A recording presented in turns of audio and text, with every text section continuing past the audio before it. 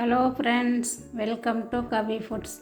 இன்றைக்கி நம்ம வீட்டிலையே ரொம்ப ஈஸியாக பன்னீர் எப்படி செய்யலான்னு பார்க்கலாம். பன்னீர் செய்கிறதுக்கு நான் 1 லிட்டர் ஃபுல் க்ரீம் மில்க் எடுத்துருக்கிறேன்.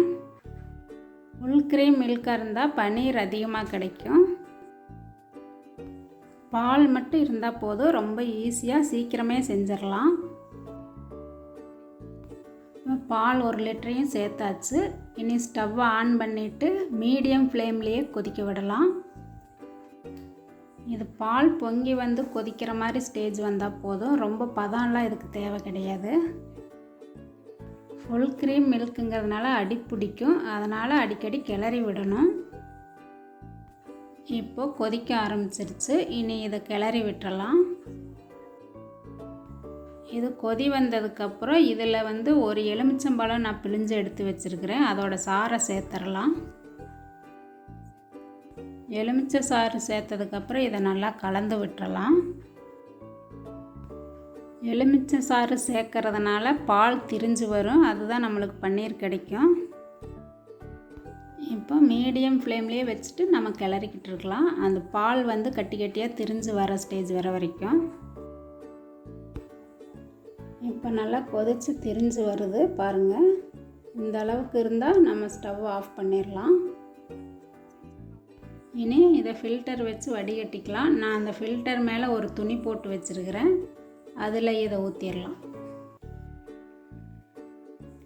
இதை ஊற்றுனதுக்கப்புறம் இதை நல்லா அமுத்தி விட்டோம்னா அதில் இருக்கிற தண்ணியெல்லாம் வெளியில் போயிடும். துணி காட்டன் துணியாக இருக்கணும், அப்போ தான் தண்ணி நல்லா ஈஸியாக வெளியில் வந்துடும். இனி இதை துணி நல்லா சேர்த்து பிடிச்சி இருக்கிற தண்ணியும் பிழிஞ்சு விட்டுறலாம். தண்ணியெல்லாம் வடிஞ்சதுக்கப்புறம் இதை நல்லா சமப்படுத்தி விட்டுறலாம், அப்போ தான் பன்னீர் நம்மளுக்கு சமமாக கிடைக்கும். இனி இது மேலே வெயிட்டான ஏதாவது ஒரு பொருள் வச்சுட்டு 1 மணி நேரம் அப்படியே வச்சிடலாம்.